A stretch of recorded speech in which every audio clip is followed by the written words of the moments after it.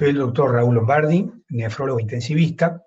Voy a referirme a la accesibilidad al tratamiento de los pacientes al reemplazo renal. No tengo conflictos de interés a declarar. Quiero comenzar con dos conceptos que son muy importantes. El tratamiento de reemplazo renal es el recurso terapéutico central en la ira severa, de acuerdo a la clasificación adaptada hoy en día, es el estadio 3, por lo que la accesibilidad al mismo es una obligación y un imperativo ético del sistema sanitario hacia el paciente. En segundo lugar, la accesibilidad a un tratamiento de eficacia probada como este es un derecho humano y como tal debe ser garantizado por el sistema sanitario y protegido por la sociedad. Entonces, con estos dos conceptos que son fundamentales para entender el tema, voy a referirme en primer lugar, en términos generales, a la indicación del reemplazo renal y en segundo lugar a la oportunidad. La indicación, como todo tratamiento, depende de un balance entre el beneficio potencial que le ofrecemos al paciente y el riesgo eventual que lo sometemos. En este caso, el beneficio es la estabilidad del medio interno y los riesgos posibles son la injuria secundaria, la hipotensión arterial, el sangrado, la infección del catéter, las alteraciones por bioincompatibilidad.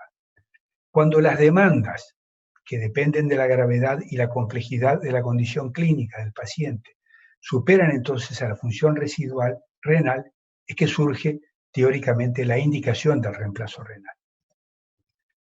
Hay situaciones indiscutibles en la cual de cuándo se debe hacer el reemplazo renal.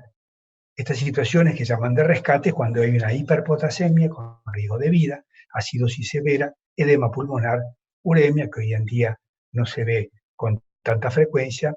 Son entonces las situaciones en las cuales la indicación de la ira no tiene discusión y la oportunidad inmediata tampoco. En las otras situaciones, bueno, ahí es donde está la controversia. Y este esquema quizás pueda ayudar a comprender la situación. Si imaginamos que esta es la función renal que se va deteriorando, puede ocurrir que continúe el deterioro o en algún momento de la evolución empiece a mejorar.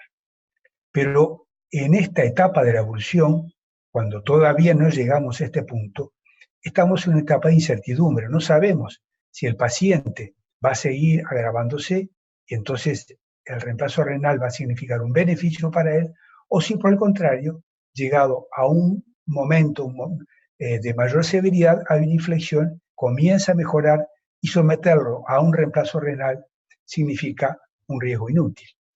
Centrando la atención en esta etapa y excluyendo, por supuesto, la situación de rescate en la cual no se discute la oportunidad, entonces lo que nos puede ayudar a decidir si vamos o no a implementar un reemplazo renal es el ritmo evolutivo de la ira, si la ira evoluciona muy rápidamente, las formas que se llaman catabólicas, si la enfermedad de fondo está evolucionando, supongamos que es un paciente séptico, que no está controlando, no se está controlando, que agrava, bueno, eso naturalmente va a agravar también la ira y la situación general del paciente.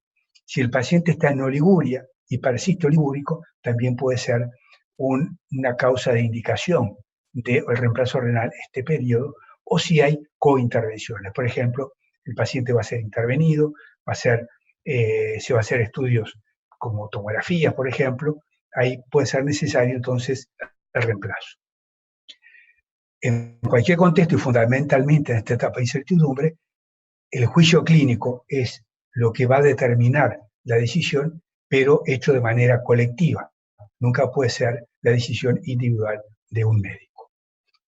Yendo entonces directamente al tema de esta presentación, ¿por qué puede haber dificultades en la accesibilidad al reemplazo renal? Si decíamos al comienzo que esto es una garantía que debe dar el sistema sanitario y es un derecho de las personas de recibirlo cuando es necesario.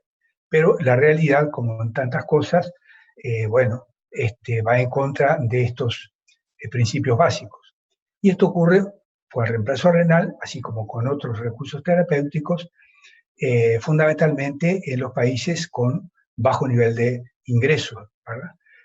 Y de manera esquemática, yo les pongo acá lo que podemos llamar causas externas, que pueden hacer de que el paciente que requiere un reemplazo renal no lo tenga disponible.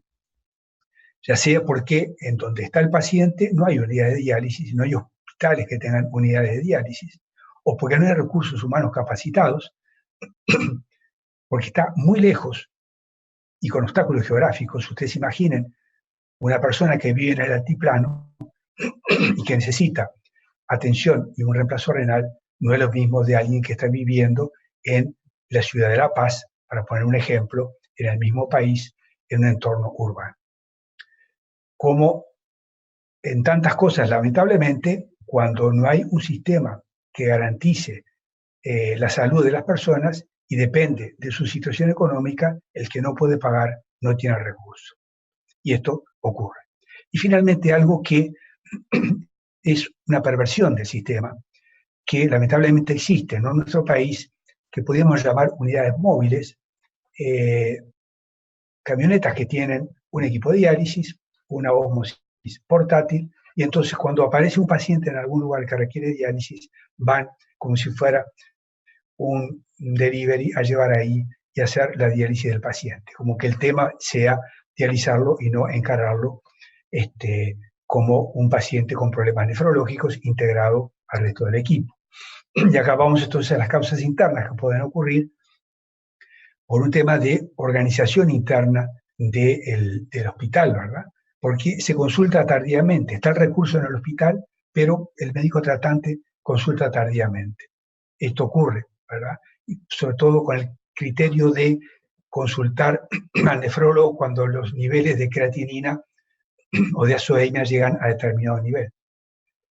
La no integración del nefrólogo al equipo tratante en aquellos pacientes, y particularmente el paciente crítico, donde hay, como ya vimos, una probabilidad importante de que ocurra la ira, el nefrólogo de alguna manera tiene que estar integrado al equipo de la unidad, ya sea con visitas periódicas, integrada a la visita de la unidad, pero no que esté, digamos, al llamado, sino que esté integrado, por lo menos viendo los pacientes que están en riesgo medio o alto, para conjuntamente con el intensivista brindar la mejor atención al paciente. Y a veces, hecho el diagnóstico,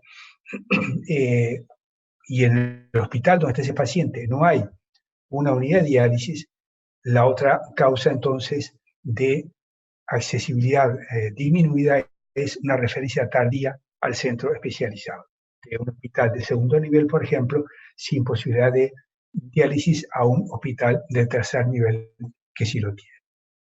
Algunos datos de la realidad. Este es un estudio hecho en más de 4.000 pacientes, un estudio internacional, multicéntrico, muy importante, que se hizo y se publicó en el año 2016, en el cual había un grupo de pacientes, 244, que tenían indicación de reemplazo renal, pero que no se realizó. Y en este estudio, que preguntamos en el formulario, estaba incluido, bueno, ¿por qué no se hizo reemplazo renal? Tenía indicación. Les pido que miren las barras amarillas, que son los países de ingreso bajo y medio bajo, y vean las causas. Falta de recursos es la predominante, porque no puede pagar el tratamiento. Son las dos causas principales entonces de por qué esas personas que necesitaban reemplazo renal no lo tuvieron. Había también, pero esto es ya más homogéneo, creencias que hacían que la persona rechazara el procedimiento, mientras que el perfil de futilidad fue mucho más homogéneo, incluso más frecuente en los países de ingreso medio o alto. En un estudio que hicimos en América Latina y que preguntábamos lo mismo, vean que sobre 320 pacientes que tenían indicación de reemplazo renal, hubo un número, 75 de ellos, que no lo recibieron. La gran mayoría fue porque murieron, pacientes muy graves que murieron antes de implementarlo o porque se consideró que era fútil. Con todo, hubo un grupo de pacientes que podrían eventualmente haber tenido una evolución distinta y que no recibieron el reemplazo renal por razones culturales religiosas o por falta de recursos. Y para terminar, 2 palabras con respecto a la diálisis peritoneal. ¿Y por qué? Porque la diálisis peritoneal tiene características que la pueden hacer apropiada para contextos que no pueden disponer de un centro de mayor complejidad y mayor costo como una unidad de diálisis, pero para que cierto tipo de pacientes sí es, digamos, apropiada y es un recurso entonces que se puede utilizar en el hospital sin necesidad ni de recursos humanos altamente capacitados ni de equipamiento costoso. Esto no es una diálisis para pobres, esto es una diálisis que para cierto tipo de pacientes que no son justamente los que tienen catabolismo, ¿verdad? En los que tenemos que cuantificar la remoción de fluidos, o que no están en ventilación mecánica, entonces puede ser un tratamiento que mejore la accesibilidad al reemplazo renal. Este es un estudio sistemático y vean que no es casualidad que la mayoría de los estudios fueron hechos en países pobres, Brasil, Tanzania, India, Tailandia, Vietnam, aún con poblaciones muy frecuentes de pacientes críticos. Es decir, que este es un recurso particularmente para estas regiones del mundo con limitaciones económicas y tecnológicas que para cierto tipo de paciente es bueno tenerlo disponible porque sí mejora la accesibilidad. Y esto es algo interesante. Estas son encuestas que se hicieron preguntando, ¿usted piensa que la diálisis peritoneal es un procedimiento adecuado? E inmediatamente después se le preguntaba, ¿pero usted usa diálisis peritoneal? Vean la diferencia de barras, tanto en los médicos de unidades críticas como de sala, que había una diferencia, en casi todos, menos en Asia, entre los que decían que esto es bueno y lo hago. Lo mismo vimos nosotros en una encuesta que hicimos en 264 unidades en América Latina, que preguntamos, ¿qué procedimientos de reemplazo renal utiliza usted? Bueno, 74 unidades nos dijeron, nosotros tenemos diálisis peritoneal, junto con hemodiálisis intermitente, eventualmente alguna otra. Pero después preguntamos, en los últimos 3 meses, ¿usted trató algún paciente con IRA, con diálisis peritoneal? Y bajó a 51 unidades. Quiere decir que acá hay un elemento a trabajar, porque hay un nivel de información y un concepto ya existente en muchos médicos nefrólogos de que la diálisis peritoneal es apropiada, pero por alguna razón no la aplicamos con la frecuencia que debería. Muchas gracias.